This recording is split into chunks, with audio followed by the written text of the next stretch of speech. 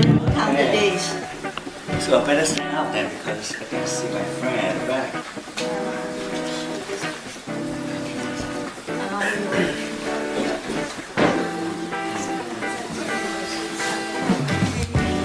I should have this warm up.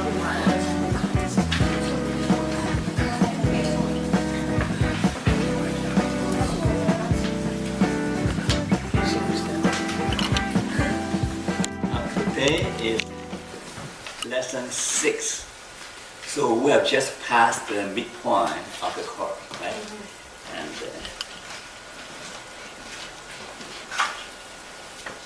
now actually there are 4 objectives. The first objective is to review what we have covered for the sake of our new friends, right?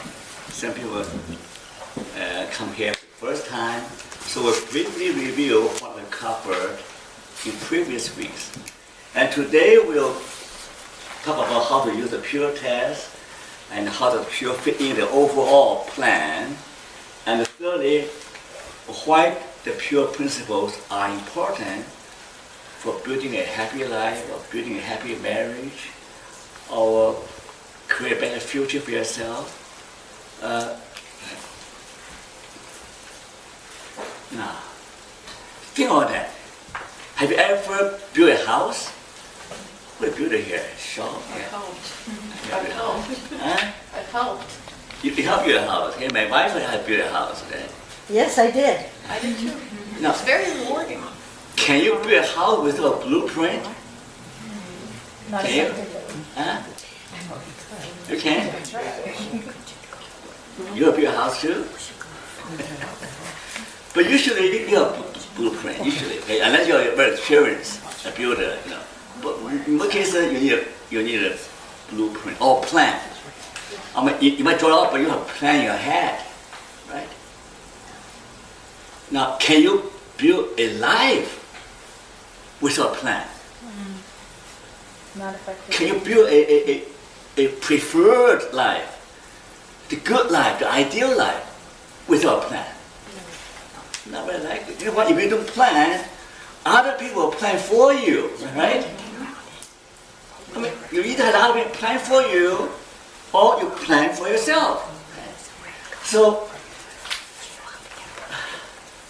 now these are the components: the roof, the foundation, the building blocks, the furniture. Let's look at the picture, okay? And here, what is the one? Now here's the foundation. Is foundation important for building a house? Yes. You know, why you want to build a high-rise? The foundation is so deep, right? They take weeks and weeks, months and months to make sure they have a good, solid foundation before they can build a superstructure.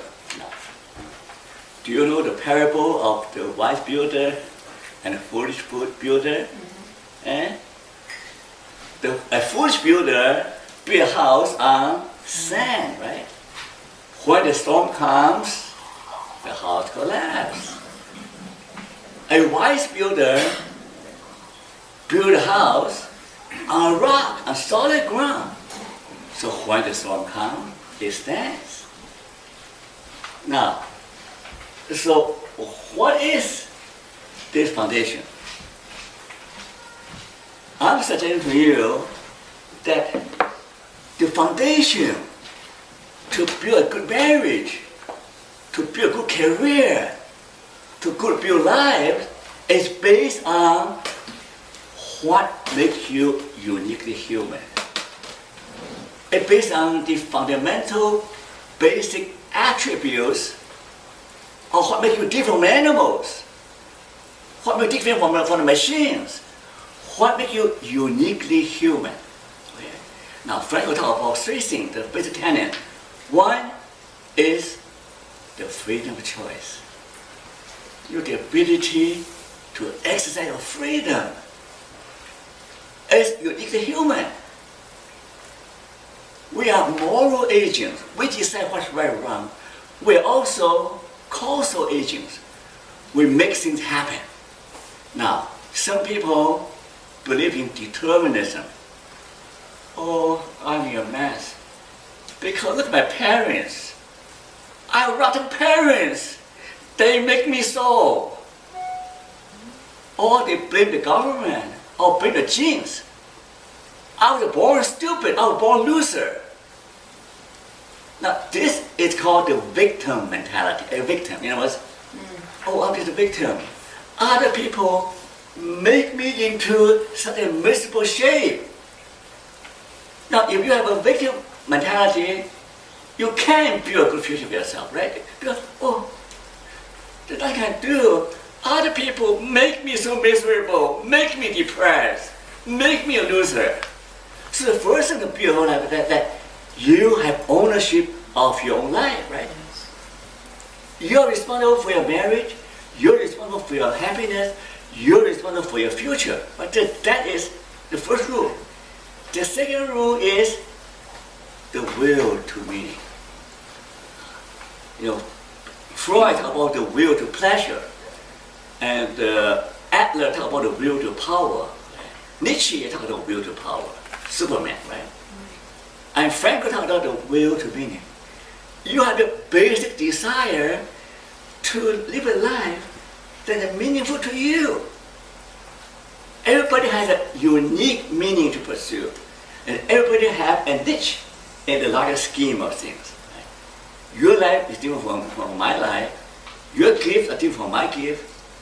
And you have a special niche in the universe. And we'll talk about how to discover that special niche. Right? So you must have the desire, the will to pursue your dream. Don't blame other people. You are responsible to discover and pursue your dream. Okay? The last point is that it doesn't matter how rotten your situation. It doesn't matter what a rotten hand life will deal you with. It doesn't matter how hopeless, how bleak, how difficult your circumstances are. You can discover the positive meaning. So that is fine. Even when you're deathbed, even when you're dying of cancer, you can still squeeze out some positive meaning to make your life worth living. So that's the message, right? This is three basic human characteristics. That you have freedom, you have power, make decision, and you have the desire to pursue your ideal, and then it's possible. It's possible for you to discover your ideal. Okay? Now the other three basic value is that people say, well, how do you discover meaning? There's three basic values. The first one is creative value. That means you're actively engaged in life. I don't care whether you are employed or not employed, or whether you're married or single. You can either choose to be passive, that's sitting back doing nothing, or choose to be plunge into the stream of life, to be actively engaged with what's going on in life. You know, there's always opportunity to volunteer, to meet new people. Like here, for example, you have chosen to come here because you choose engagement rather than disengagement, right? You are here because you want to meet new people, am I right? You are here want to find new ways of getting engaged with life. So that is the first part, creative. You create something of value with your time, your talent. You know, imagine if you go through life without creating anything of value. That'd be sad. That'd be very sad, right? You never lived. You create something of lasting value that make a difference in other people's life, in your children, in your friends, in the world you live, right? Create something of lasting value. Everybody can create something of lasting value. Everybody. Even a little child, right?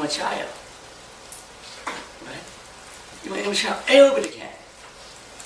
The second thing is that, how about if I'm paralyzed?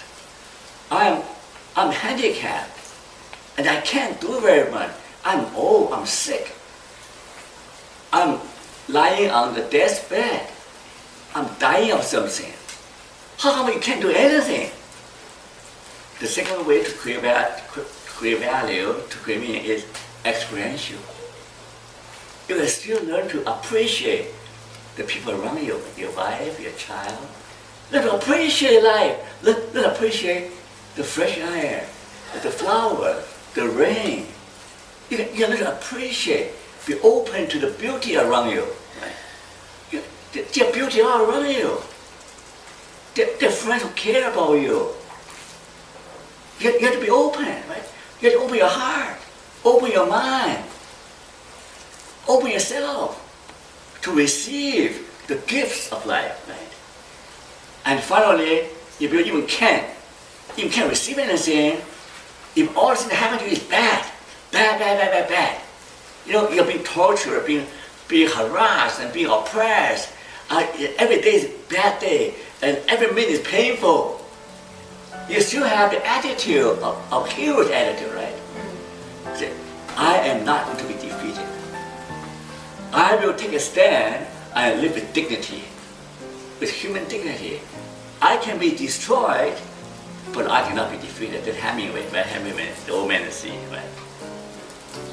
I can be destroyed, you can destroy me, but you cannot defeat my spirit, my human spirit. See?